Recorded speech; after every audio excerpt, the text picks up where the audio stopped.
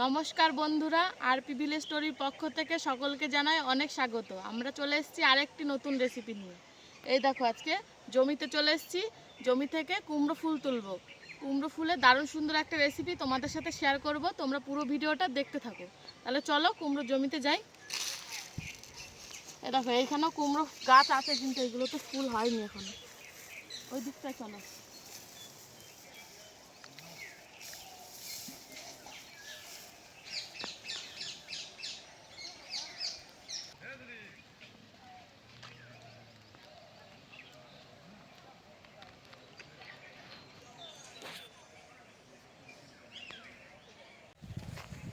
এই দেখো, চলে এসেছি আমাদের ভাইরাল কুমড়ো জমিতে।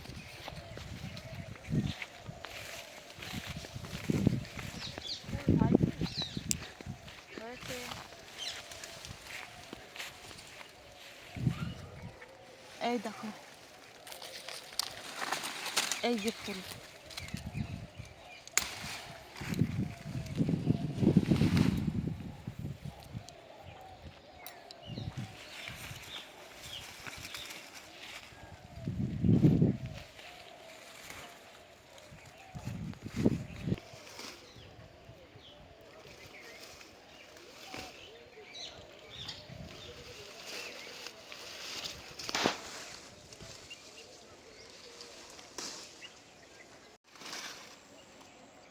দেখো কত সুন্দর লাগছে দেখতে, একদম হলুদ করা।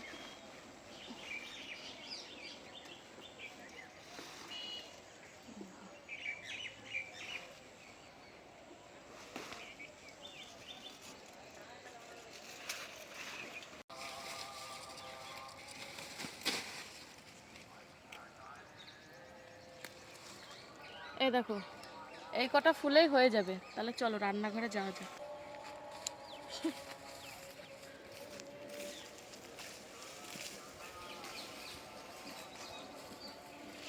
এই দেখো, মাঠ থেকে রান্নাঘরে চলে এসেছি কুমড়ো ফুল নিয়ে। এবার কুমড়ো ফুলগুলো ভালো করে বেছে নেব।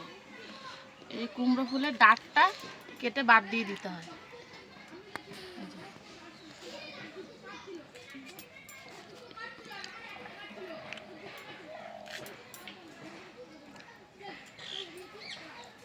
এই এই ফুলের ভেতরে অনেক পোকামাকড় থাকে, সেই জন্য এই ডাঁটটা কেটে বাদ দিয়ে দিতে হয়।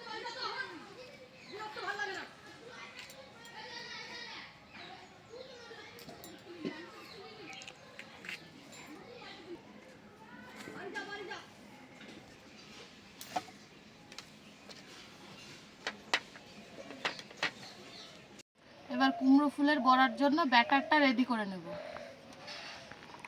এই দেখো, এখানে খানিকটা বেসন নিয়েছি।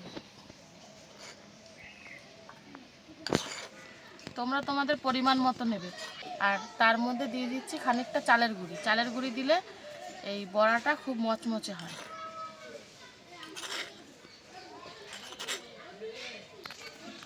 এবার এর মধ্যে দিয়ে দিচ্ছি পরিমাণ মতো নুন, অল্প একটু হলুদ গুঁড়ো, আর দিয়ে দিচ্ছি খানিকটা লঙ্কা গুঁড়ো। সব শেষে দিয়ে দিচ্ছি খানিকটা কালো জিরে।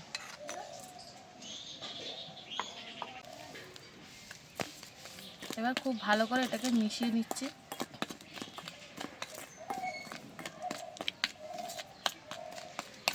তারপরে অল্প অল্প জল দিয়ে ভালো করে এই ব্যাটারটাকে গুলিয়ে নেব।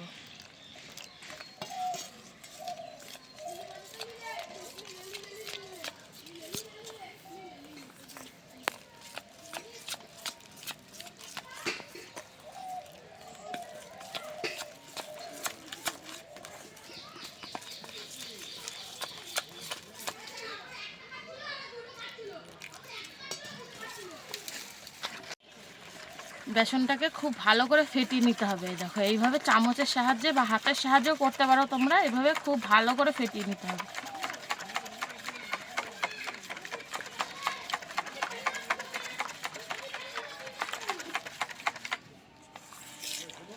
দেখো, এটা একদম রেডি। এবার বড়াগুলো ভেজে নেব।